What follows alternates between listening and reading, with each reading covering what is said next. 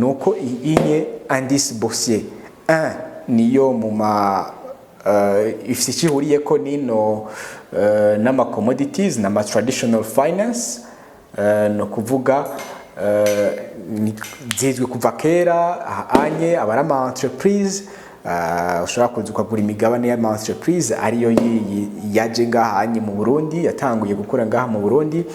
Commodities nayo abarama matière première tuvuze tuti oil, gold, silver, copper, platinum n'izindi. Hama digital assets wumve yuko harimo ijambo digital assets actifs, ni kuvuga ce sont les actifs digitaux, ni kuvuga byose bikorerwa kuri internet par la technologie de blockchain. Ni kuvuga yuko si asset uzogenda ugafata mu ntoke, ariko byose biba biri kuri en ligne, biri décentralisé, ushobora gutransfera gutyo na gutya. Ushobora non seulement gutransfera ariko ushobora no kugira nte kuyabika nk'ama digital assets, ukavuga uti reka ndayabike nzogurishe mu gihe yaduze.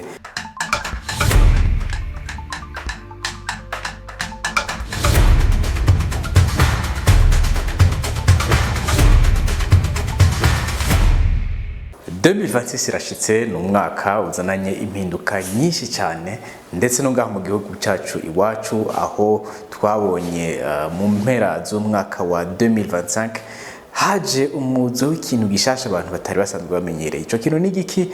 Ni marché boursier. Muri benshi rero mwakunze kwibaza muti mbega marché boursier ikora gute? Muri na mwenshi mwakumye mutwandikira mutubaza muti mwebwe hari ico kintu mubizi ko mwarakoze video, hari video twakoze podcast uraza kuyisanga ngaha hejuru tusigura ukuntu marché boursier ikora. Rero benshi mwarasigaranye amatsiko menshi ari byo tugira tugaruke ko avec beaucoup plus de détails kugira bishobore gufasha abantu benshi. Ndaguhaye ikaze rero kuri We Talk Business, muri kumwe na John. Nk'ibisanzwe utarakora subscribe, make sure ukora subscribe. Ikiganiro ni cyakuryohera naho nuze guhengeshanya gusiga like canke na commentaire ufite ikibazo canke inyunganizi yari yose. Again kuryohera, remember kugisangiza abandi twagiye. So n'umusiro tugira turabire hamwe ibibazo abantu benshi bakunze kwibaza ku muzo wa marché boursier, cyane cyane hano mu gihugu cyacu wacu, nyuko ari ikintu gishasha abantu of course abantu benshi ntibarakimenya, ariko kubamaze kubakunze gukurikirana tuntu n'utundi barabonye ko by'ukuri yaje. So marché boursier rero ni iki? Ikora gute? Ni ihe mice itandukanye abantu bashobora kumenya cyangwa ibintu bihambaye abantu bashobora kuyimenya ko nibyo tugira turabire hamwe no munsi. So kugira ushobore kubitahura neza rero tutarandiriye, marché boursier ni isoko ry'imigabane. Tuvuze isoko ry'imigabane wumva iki? Umva yuko rigabuye mu mice itatu. Hariho imice itatu novuga mikuru. Umuce wa mbere n'uyuhe? Ni umuce aho ari isoko novuga ama indice. Tuvuze ama indice boursier, urumva yuko bavuga tuti hariho, urumva twavuze yuko ari ama phase atatu canke imice itatu, no kuvuga 3 part. Izo nazo ni izihe? Parti ya mbere ni parti y'ama novuga indice boursier. Indice boursier rero ni izihe? Ugiye muri Amerika uno munsi canke mu bihugu bihambaye, turasanga izo bitabari za Nasdaq, turasanga izo bita za S&P 500, turasanga za CAC 40, arizo tushobora gutanga ama exemple ariyo Nasdaq canke S&P 500 canke CAC 40. Rero izi aya niyo ma indice novuga kunze kubazwi ku isi nka S&P 500 ni indice yerekana ama entreprise amajana 5 ya mbere akomeye gusumba yandi muri Amerika. CAC 40 nayo yerekana ama entreprise akomeye ya mbere mu Faransa 40. Hariho n'indi bita abantu benshi batazi ariko yitwa Russell 2000 yoyo yerekana ama entreprise 2000 matonya akomeye yanyuma nuvuga akomeye muri Amerika. Voilà, rero niyo ma indice boursier, tuvuze indice boursier wumve rero yuko bisigura iki rero, bisigura yuko na hantu bashira ni indice ba rassemble ari aya ma entreprise akomeye bakayashira hamwe comme ça iyo zikagira ico bita volatilité, kuko marché iyo iriko iraduga canke imanuka hari ico bita graphique, iraduga canke ikamanuka, ikaduga canke ikamanuka, ikaduga canke ikamanuka, kaba flash consolidation, ikaduga igasubira ikamanuka. Voilà, iki nico twita novuga volatilité. Volatilité muri marché rero ngaha anye barazirassemble hamwe ku buryo zigira novuga même mouvement, même cyo bita même price action. Aya na materme akomeye mu gihe wowe uri très intéressé na marché novuga financier, bavuze tuti price action. Price action rero ni le fait yuko marché novuga ihindagurika mu biciro, abantu bagashobora kuza kugura canke bakagurisha. Rero tuvuze tuti ni gute wo participa muri iyi marché y'ama indice boursier. Ico ukora wewe uraza nk'umuntu nk'umu investisseur, urabona twavuze yuko isoko iraduga ikamanuka, ico ukora wewe uza kugura mgaha mu gihe byamanutse.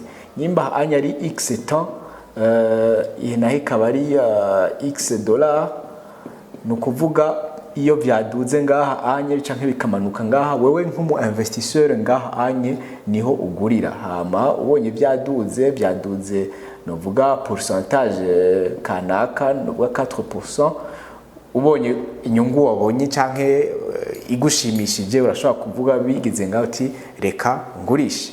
So rero uko niko uparticipa nk'umu investisseur. Rero ushobora no guparticipa nk'umu trader ukazura profita na ma mouvement mato sauf trading yuko ugendura participa ku ma time frame cyangwa kuco titwa umwanya novuga mutonya gusumba aba investisseurs ashobora guparticipa muri marché ukwezi, amezi abiri, atandatu, mbere n'umwaka. Ariko muri trading kenshi usanga ari umwanya mutonya, umunsi, indwi, imwe, zibiri, ukwezi.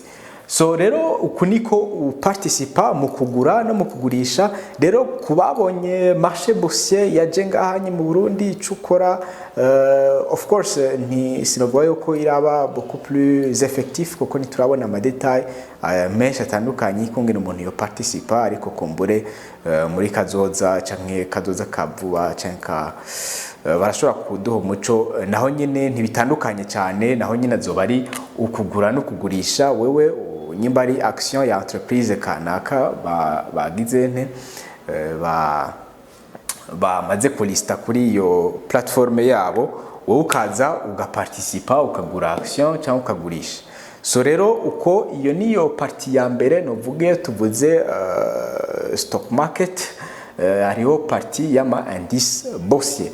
Parti ya kabiri rero nayo ni parti novuga ikomeye, ni parti y'ama commodities.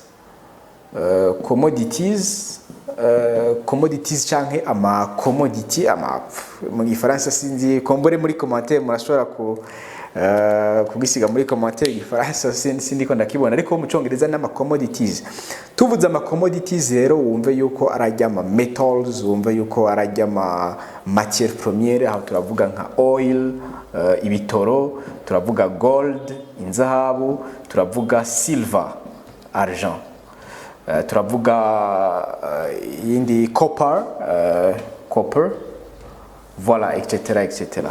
Voilà, aya niyo ma commodities nayo nyene ushobora kwifashisha mu guparticipa muri marché, no kuvuga muri marché ya stock market. Voilà, n'ama commodities ya oil, ibitoro, gold, silver, copper, naho nyene mu guparticipa ni kwa kundi nyene hoho uragura inzahabu ku ma platform yabigenewe cyangwa ukagura ibitoro ku ma platform yabigenewe. Nyimba uno musi kenshi gold uno musi igeze utuvugane yari iri kuri 5000 $5,000 kuri once, icyo bita once. Simbona uko nogisigura, ariko wowe uragenda rero kuri marché platform yabigenewe ukagura oil, ukagura gold inzahabu, cyangwa ukagura oil, icyo bita voilà, ukagura ku mabarib, bagura ku biciro bitandukanye. Voilà rero aya niyo ma commodities kenshi abantu bakunze kugira, nawe nyene kwifashisha mu guparticipa, urashobora kuyagura nawe nyene, ni kwa kundi nyene amovinga par volatilité kuri x temps na argent amadollar, no kuvuga naho nyene biraduga bikamanuka bikaduga bikamanuka bikaduga bikamanuka bikamanuka bikamanuka bigasubira bikaduga. Voilà, naho nyene nuko naho nyene mouvement naho nyene igenda. Rero tuje kuri parti ya gatatu abantu nabo nyene batamenyereye, surtout yuko ari na shasha. Izi zibiri nizo twita ama trade fi, traditional finance. Traditional finance ni kuvuga nizo abantu nyene bakera aba bita aba boomers, nizo bamenyereye. Aba boomers ni abandi usanga bavutse mu myaka ya za 70 gucyonye kuduga. Rero nizo bamenyereye, ariko no munsi hariho na asset class nshasha yaje abantu surtout aba jeune, aba Gen Z barahitahura, aba millennials barahitahura. Iyo nayo si yindi niyo twita ya digital asset. Digital asset. Digital asset benshi bakunze kumva cryptocurrency.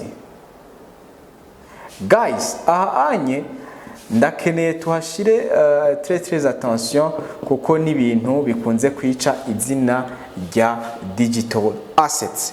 Iyo tuvuze cryptocurrency, abantu benshi barakubwira ngo P network, ngo barakubwira what sinzi. Guys, aha turi muri ma topic ari un peu soyons un peu sérieux.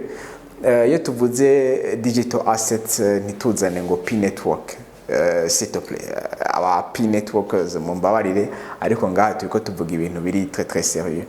Rero cryptocurrency ni asset class yemewe uno munsi muri Amerika. Ugiye kureba amabanki akomeye ariko arinvestisa. Donald Trump perezida wa Amerika wenyine ubwiye mu myiyamamazo yarashize imbere cyane no kuvuga ama digital assets ariyo y'ama cryptocurrency, cyane yizwi ni Bitcoin, BTC. So rero forget about and stop go spreading rumors, ibintu talking about P network. So rero aya ni ama digital assets ukuntu akora nayo rero yo ahatandukaniye na ma traditional finances, nuko digital assets ziri un peu novuga décentralisé. Tuvuze décentralisé wumve ikintu cyitwa blockchain. Blockchain. Iyo tuvuze decentralized, no kuvuga biri decentralisé, bisigura yuko nta muntu ashobora kukwinjira canke kuza gukontrola, no kuvuga ububiko bwawe, canke ni ama assets ashobora kuba transferable, ata novuga third parties intervenye. Akarorero example, uno musi person ari dufate muri kadufate muri Europe, akeneye kurungikira amafaranga person B ari muri Latin America. Uyunye muri traditional finance biragoye cyane, ni maka intervene icyo bita third party tiers, ariyo no kuvuga bank C, third party. Iyi rero niyo aca kuri iyi hama third party gashobora guha amafaranga avuye kuri uyu muntu ari muri Latin America. Ariko no musi tuvuze tuti digital asset, cyangwa tuvuze tuti aho zibera decentralized, nuko personne A ashobora kurungikira directement personne B biciye hehe muri ya technology ya blockchain. No kuvuga rero blockchain ni technology si ikintu kiri ngaho gusa, ni technology nshasha yaje kujya habaye invention de l'électricité, kujya habaye invention de l'internet muri za 90, kujya habaye invention y'ama website muri za 2000, webcam muri za 2000, kujya habaye invention za social medias muri za 2005, haza za Facebook, YouTube gutyo na gutyo. So rero na blockchain ni technology nk'izindi zose ikomeye cyane ku buryo ifasha mu buryo bwa no kuvuga transferring assets in a way which is decentralized, mu buryo buri decentralisé. So no kuvuga rero yuko nazo nyene na ma digital assets ashobora gukoreshwa mu buryo bwo gutransfera different funds, canke nayo nyene ashobora gukoreshwa mu buryo bwo participa muri market, kuko nazo nyene zirafise ziragize cyo bita volatilité, ziraduga zikamanuka, ziraduga zikamanuka. So aho zitandukaniye rero uko ari zitatu nuko inye indice boursier niyo mu ma ifite ikihuriye ko nino n'ama commodities n'ama traditional finance, no kuvuga zizwe kuva kera anye abarama entreprise, ushobora kuza ukagura imigabane y'ama entreprise ariyo yaje ngaha anye mu Burundi, yatanguye gukora ngaha mu Burundi. Commodities nayo abarama matière première, tuvuze tuti oil, gold, silver, copper, platinum n'izindi. Hama digital assets wumve yuko harimo ijambo digital assets actifs, ni kuvuga ce sont les actifs digitaux, ni kuvuga byose bikorerwa kuri internet par la technologie de blockchain.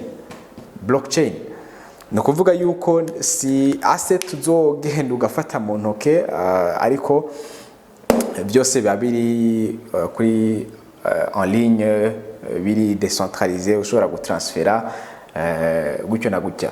Ushobora non seulement gutransfera, ariko ushobora no kugira nte kuyabika nk'ama digital assets, ukavutireka ndayabike nzogurishe mu gihe yaduze. So rero guys, reka tugaruke ku kintu abantu benshi bakunze kumva ngo mining, ngo ndikunda mininga. Iyo novuga yuko ari kosa rya bavuga gute, ikosa mu majambo canke kutamenya ibintu, ariko ijya benshi bakora ntabwo ari mining, kuko mining yo isaba iyo tuvuze mining ni mining ya BTC only. BTC yonyene niyo ishobora kuba mined, kuko kugira habe mining ya BTC, mining yama isaba novuga energy, electricité nyinshi, kasaba power computing nyinshi, ama computers menshi. Ariko kubona umuntu ari kuri telefone ngo reka yagira mining, ijya ntabwo ari mining. Ijya ntabwo ari mining, ijya ni nka map, reka ndayite minting. Abantu bashobora kuyita minting, ariko je nshobora kuyita nka gaming. Sinzi kwica tucumba tuze gaming uve yuko ari nka jeu. So mining rero wumve yuko ari kuri BTC only, kuko no munsi hari ama entreprise agejwe mining ya BTC. Ugiye kuraba za Texas niho mengo hari company ya mbere, miner ya mbere ifite ama computers menshi mining ya BTC. Ugiye kuraba mu Bushinwa hose, muri Ethiopia deniyemo haragiyo company yo ku mining ya BTC. Ni kuvuga na hantu usanga ugasanga ni area canke parcelle abantu baza bagashinga une sorte d'usine, ariko bagashirayo ama computers menshi ku buryo ariyo azoza ara practica iyo mining ya BTC. So stop rero kuza turagira amakosa mu kuvuga ngo ndiko nda mininga ku telefone, ntabwo ari byo, ntibisiguritse. So rero yari kino kiganiro twashaka kuza dusangira ubumenyi, tumenye utuntu n'utundi. Ni wagira ikibazo icyo ari cyo cyose canke inyunganizi, canke ni washaka ko tuja beaucoup plus en détail, tuvuge tuti indice boursier zikora gute en détail, tuvuge tuti commodities bimeze gute, ni hehe no zigurira, voilà, ni hehe no gurira ama digital assets, ni gute no participa muri aya ma différentes classes d'actifs, kuko aya nama twavuze ko yari ama asset class. atatu akomeye makuru. Rero niba ushaka yuko tujya beaucoup plus en détail muri video ikurikira, ndaguha ikaze, siga muri commentaire ikibazo cyose cyose. Mwari kumwe na John, Dr. John kuri We Talk Business nk'ibisanzwe. Turabakunda cyane, naho utaha. Bye bye. I love you so much.